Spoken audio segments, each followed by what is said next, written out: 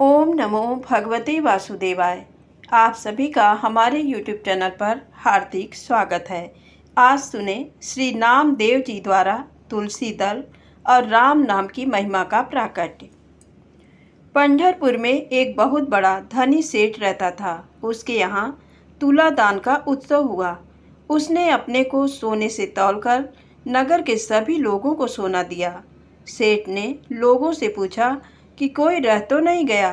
तब लोगों ने कहा, श्री नामदेव जी भगवान के बड़े प्रेमी संत हैं, वे रह गए हैं। सेठ ने कहा, उन्हें बुला कर लाओ। सेठ के नौकर मुनीम बुलाने गए।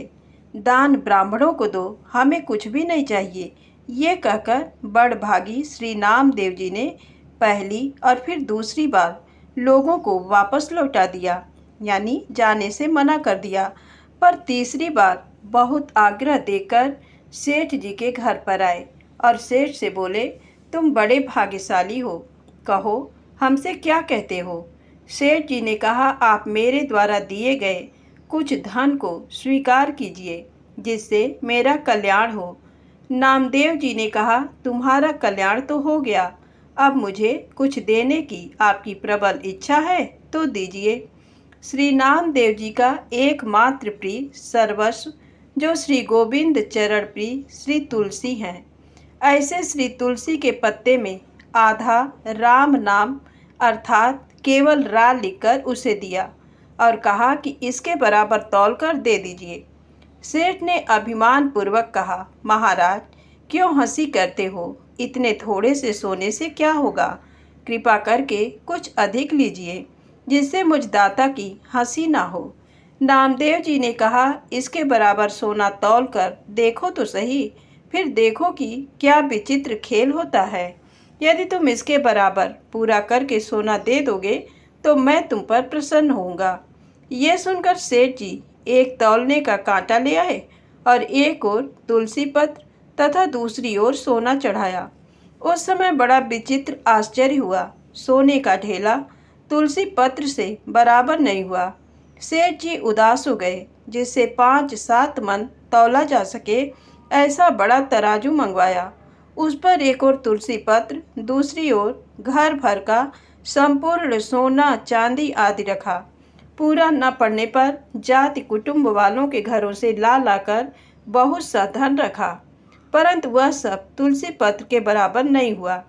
श्री राम नाम लिखित तुलसी पत्र के महत्व को देखकर घर के सभी स्त्री पुरुषों के समेत सेठ जी को बड़ा शोक तथा दुख हुआ। श्री नामदेव जी ने विचारा कि अभी इन्हें तुलसी पत्र एवं श्री राम नाम की महिमा का पूरा अनुभव नहीं हुआ है, इसलिए वे बोले, आप लोगों ने जितने व्रत दान और तीर्थ स्नान आदि पूरे कर्म किए हों उनका संकल्प करके जल डाल दीजिए। सभी लोगों ने पुण्यों का स्मरण कर करके संकल्प पढ़कर जल डाला, पर इस उपाय के करने से भी काम न चला। जिधर तुलसी पत्र रखा था वह पलड़ा अपने पैर भूमि में गाड़ रखा था। ये देखकर सभी लोग लज्जित हो गए और प्रार्थना करने लगे कि इतना ही ले लीजिए। श्री नामदेव जी ने कहा, हम इस तुच्छ धन को लेकर क्या करें, हमारे पास तो राम नाम धन है, ये धन उसकी बराबरी नहीं कर सकता। इस धन से कल्याण होना संभव नहीं है। नाम की और तुलसी की महिमा देखकर आज से इस धन को तुच्छ समझो और राम नाम रूपी धन से प्रेम करो। गले में तुलसी धारण करो, राम नाम जपो। ये कहकर श्री नामदेव जी ने सबके हृदय में भक्ति का भाव भर दिया। सबकी बुद्धि प्रेम रस में भीग गई। एक बार अकस्मात ही सायंकाल में श्री नामदेव जी के घर में आग लग गई, पर आप तो जल थल और अग्नि में सर्वत्र अपने प्यारे प्रभु को ही देखते थे। अतः अपने घर में जो दूसरे सुंदर पदार्थ घी गुड़ आदि जलने से रह गए थे उन्हें भी उठा उठाकर जलती हुई आग में डालते हुए प्रार्थना करने लगे, हे नाथ, इन सब वस्तुओं को भी स्वीकार कीजिए। भक्त की ऐसी सुंदर भावना देखकर भगवान ने प्रकट होकर दर्शन दिया और हंसकर बोले कि अत्यंत कोमल मुझ श्याम सुंदर को तीक्ष्ण असह्य अग्नि की ज्वाला में भी देखते हो।